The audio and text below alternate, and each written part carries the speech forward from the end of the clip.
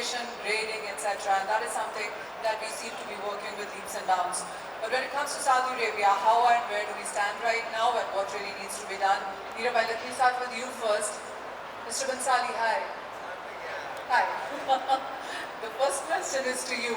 When it comes to grading, certification, where would you see evolution right now, especially when it comes to Saudi Arabia? So, Saudi Arabia is a very big market. It's very upcoming, and we don't have much share in this market as of now. And I see a lot of potential for laboratories to play this game of bridging between a retailer, a consumer, and a manufacturer. When we are supplying to them, the trust factor that we need to build initially, that can definitely come from the labs. And we are seeing that. We are working in this market for a few years now, and the labs are playing a very important role. It just has to be transparent and independent, and I think we can really penetrate into this market in a better way with the labs being there. Rajesh, this is exactly what the conversation is about, that Saudi Arabia is building its certification ecosystem as we speak about it. When do we see the first GIA lab here? Currently, we have opened a lab in Dubai. We did operation this year. It was established last year. And we see a great potential in this whole region. And naturally, nobody can ignore this particular country because it's not only about the domestic population, but there's a lot of other tourism also developing here, a lot of infrastructure being made here. And we think that in coming time, there's a huge potential, not only for certification, but even for education, for awareness. And I think this whole business depends on the trust.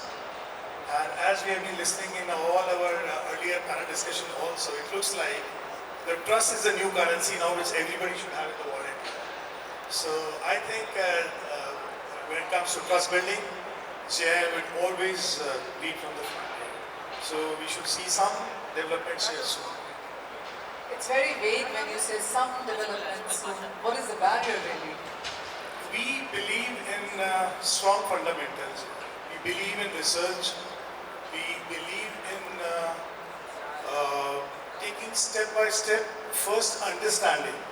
It's not only understanding what we are doing, but what are the needs of the upstream, midstream and the downstream, along with the consumers and clients. Because for us, everybody is a client, whether they are the mining companies upstream, or the midstream which is manufacturing, or downstream which is retailers.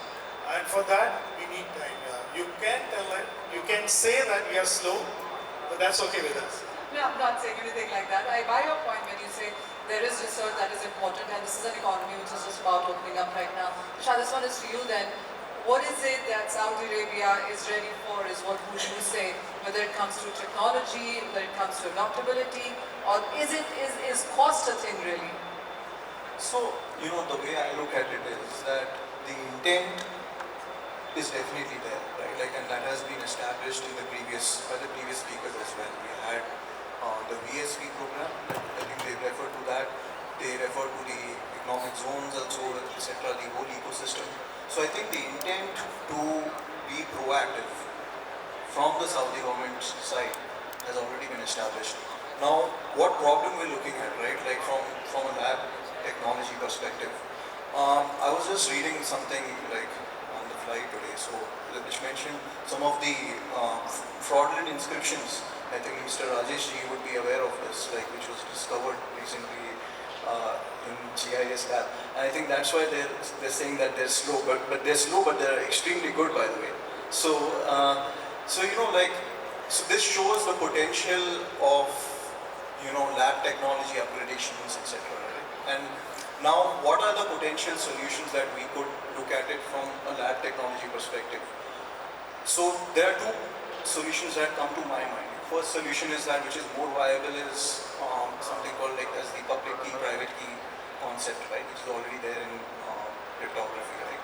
Why don't we, this is in fact, we can take this discussion offline also. I really want to understand why can't labs adopt that kind of a technology, pairing it through a public key, private key kind of a concept, which is already there.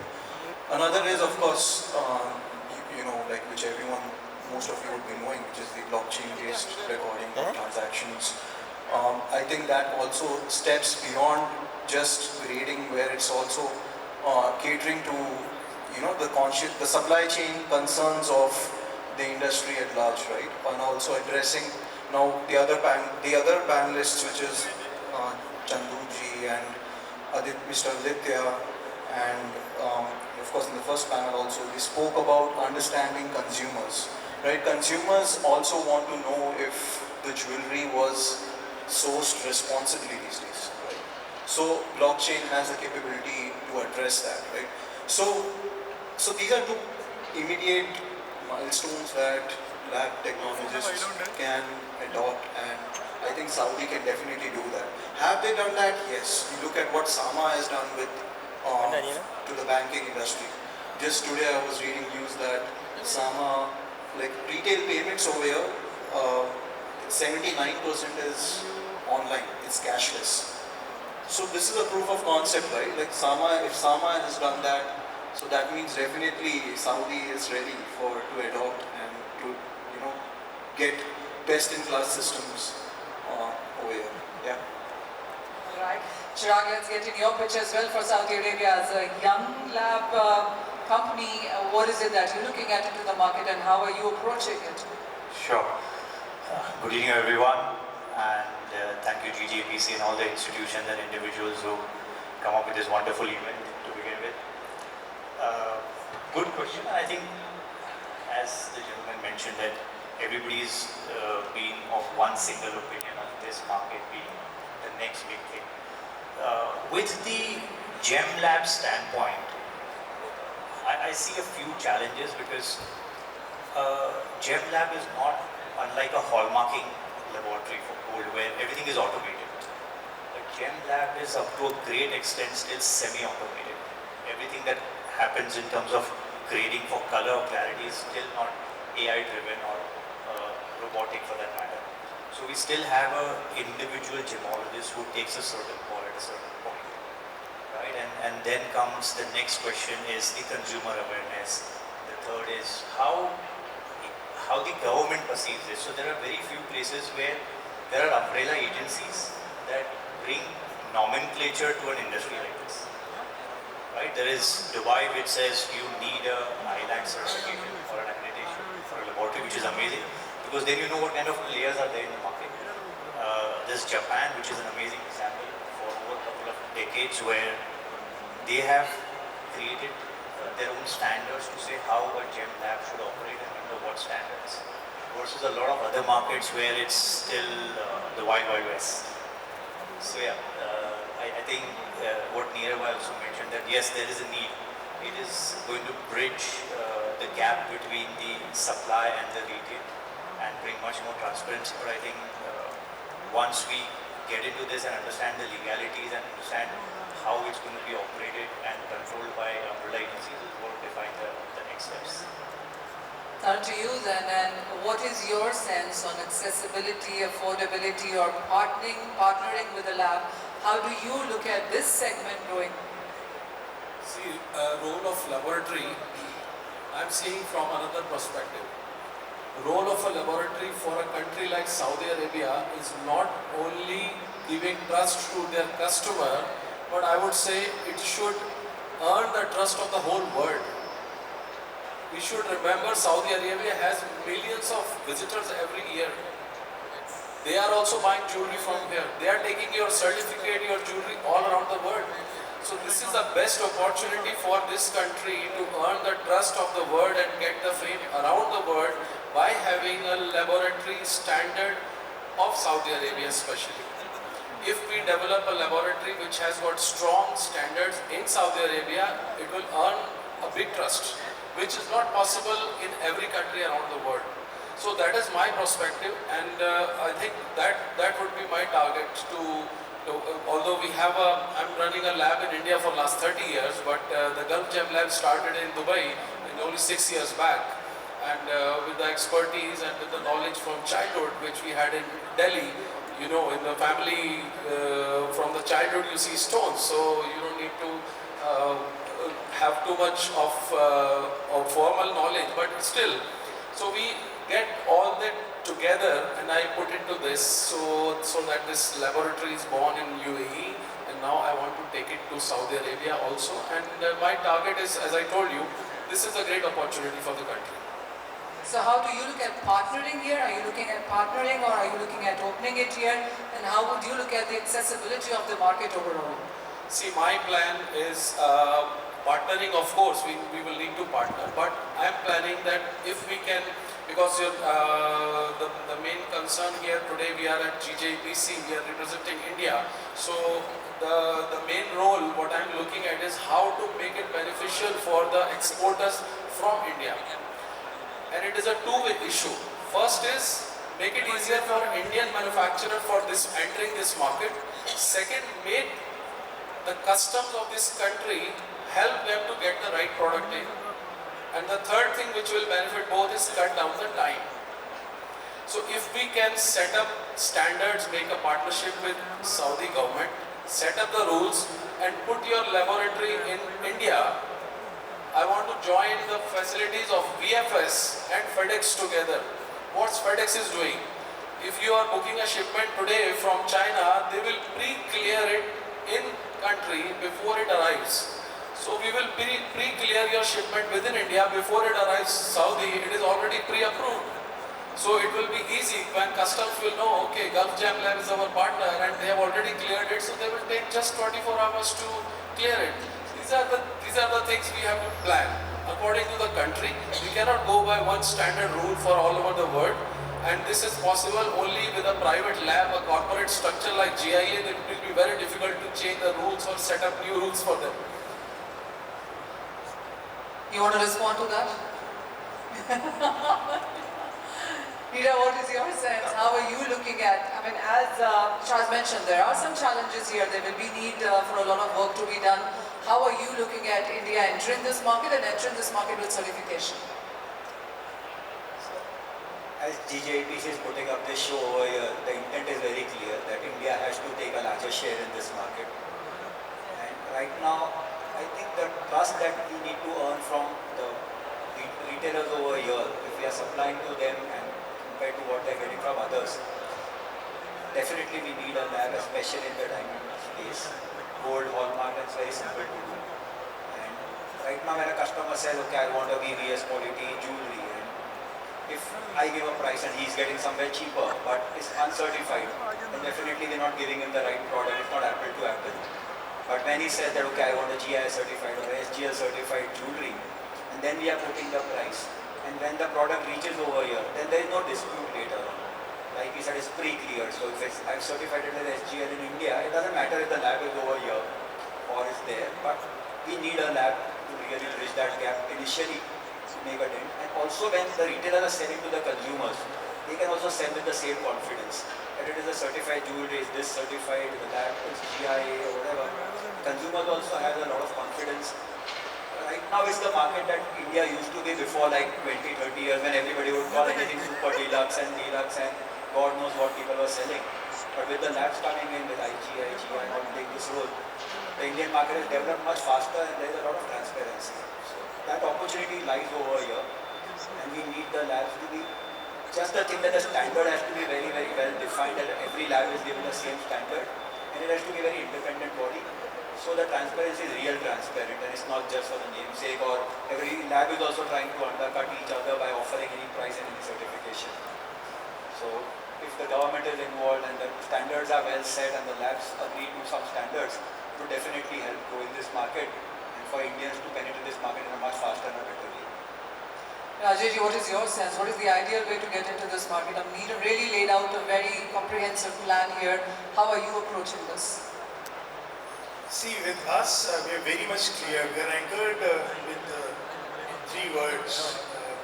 Not very, I won't go too far for 10 years, but for 5 years, we want our services to be anchored by science, powered by technology, and creating that consumer confidence globally.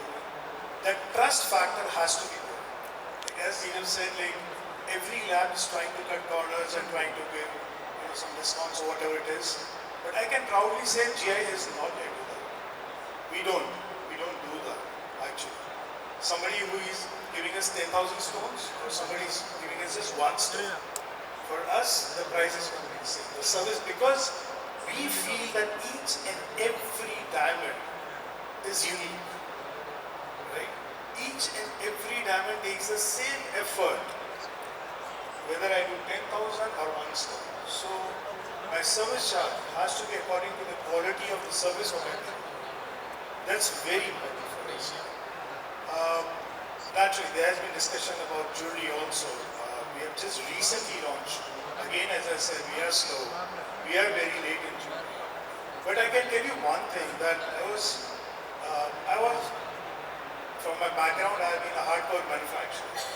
And naturally, jewelry was something which I never touched upon. But I was so surprised that a jewelry certification is given and nobody is doing a metal testing. When I say metal testing, they would do a random metal testing. That's what I came to know. Like, okay, you submit 100 pieces and 4 and 5 pieces are being randomly metal tested. So, and they would write on the certificate because as it is given by the customer, that okay, if 18 carat is given by the client or the customer, it could be written as 18 carat. But for us, each and every piece, the metal testing has to be done. If you are doing a necklace where the welding of this whole thing is done, I think you should do it at the 6th place where it is done. That's what the standards we are talking about here. And at GIA, I think 17 or 25 is the standard which every lab or the calibration or any testing equipment lab has to do. But for us, or as Chirag said correctly about EIAC in the Emirate region, for us we go beyond that. For us 17025 is not that where we would like to stop. We like to set our own standards. We believe in R&R completely. And we want to deliver it beyond the expectations of the customers. That's what our plan is. This region, even globally, I would say. Chirag, that is GIA's pitch. Why should somebody look at you now?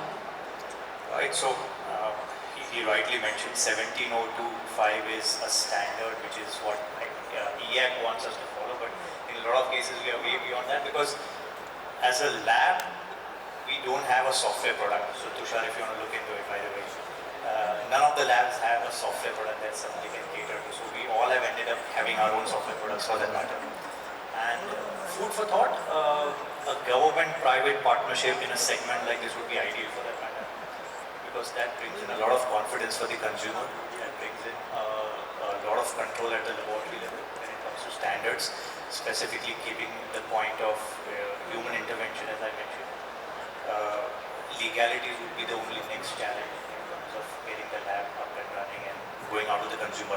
We've had the good fortune of working with the government from 2016 until 2020, where we have worked with them at the airport customs in Riyadh, Jeddah, Dammam, and we've seen some very unique, amazing pieces which you would not find it at some of the auction houses as well for that matter. So yes, there is a market.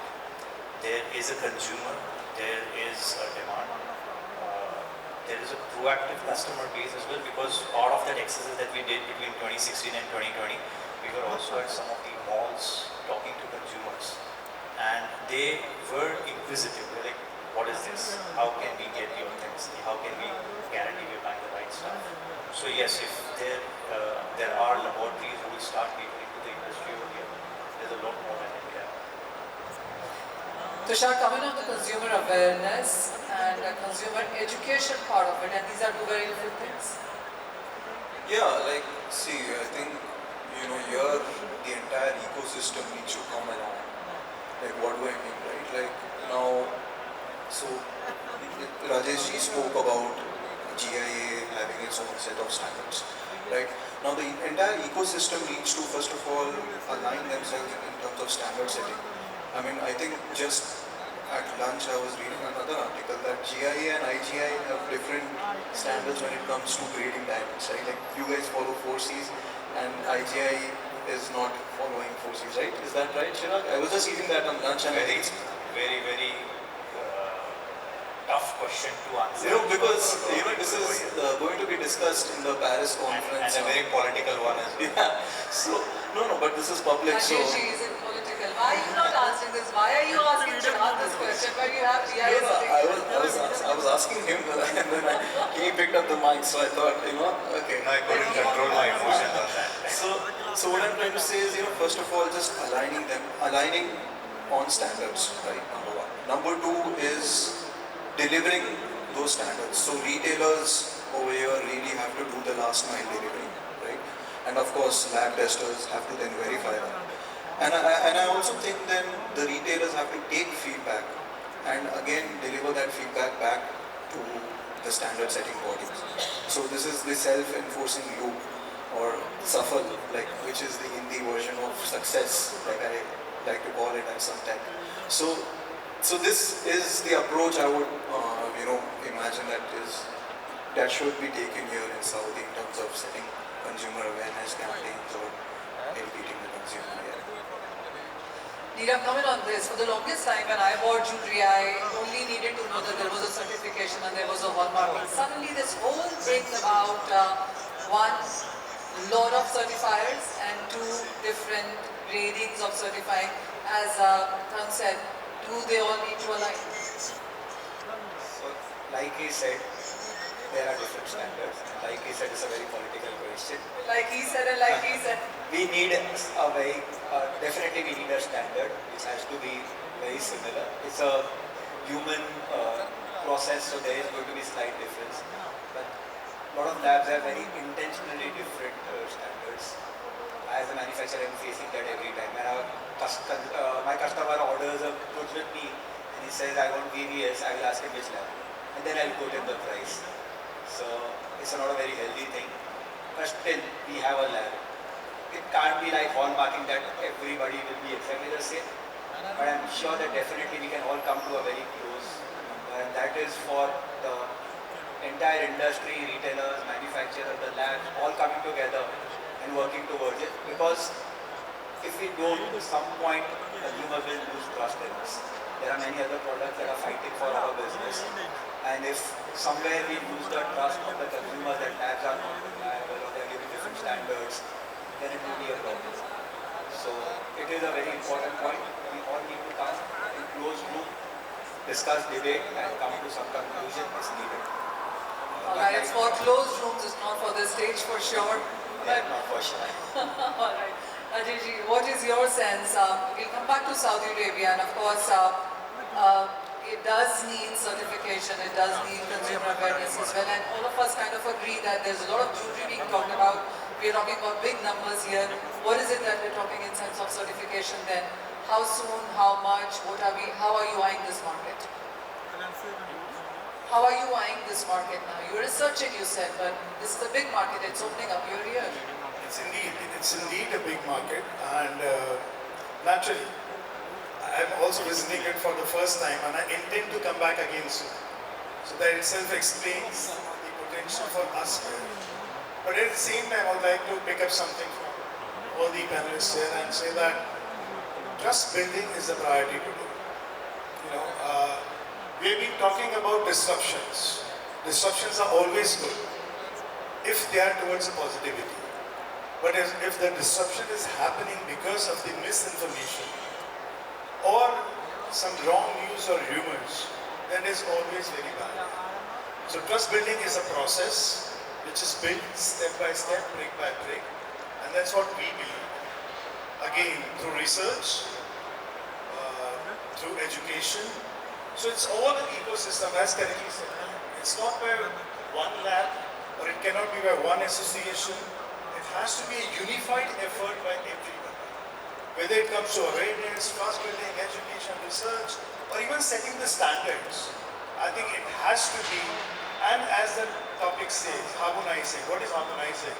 It's about the association in conjunction with the laboratories. So we all have to work towards this. So it's not about me, I'm here, or GI, I'm here. We all know we are a non-profit organization. We don't do business. We are an institute. And that's why when I leave my home in the morning, I tell to my wife I'm going to the institute.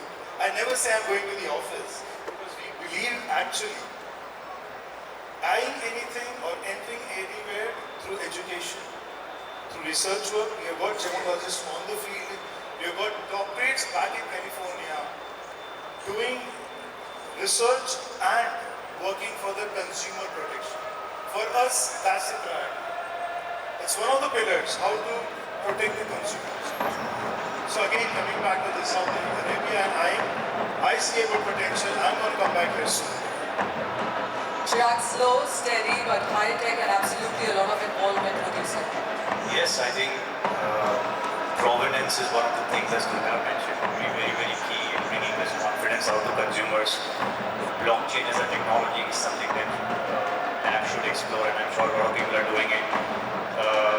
I guess a mix of trust, transparency, the right service, the right approach to linking consumers and retailers together would be the way forward. Final word for you, Tushar, then how will you close this down then? What are you looking forward to? What do you think needs to be worked on priority on this one? Can't hear you. Can you please repeat? When it comes to certification in Yeah. Saudi Arabia as a market, Yeah. what do you think is the next step? See, there are two things that we are discussing today. One is laboratories, second associations.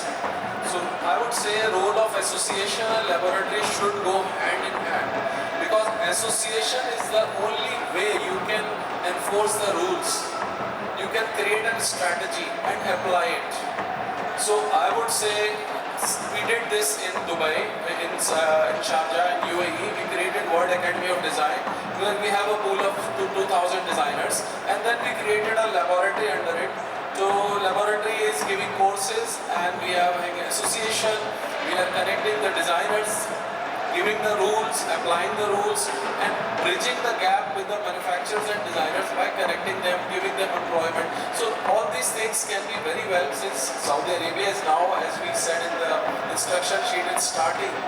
So this can be a very good plan if we have associations of the jewelers, associations of the designers, association of the laboratories as well, to make standard rules for the country. Whatever is around the world, it is around the world, but at least for Saudi Arabia, it can be one standard rule. Because we are, again, connected with the whole world. So that's my strategy. Alright, so Saudi Arabia is a great market, and association of laboratories is something that I've heard for the first time, but that's all that we have from a live stage. Rest, as everybody says, there are going to be some closed door meetings on how we approach this. But thank you gentlemen so much for joining in today. Thank you. Thank you so much. Thank you, Manisha. Thank you. Thank you very much. So, as we close today's forum, we have got celebrations happening to celebrate that.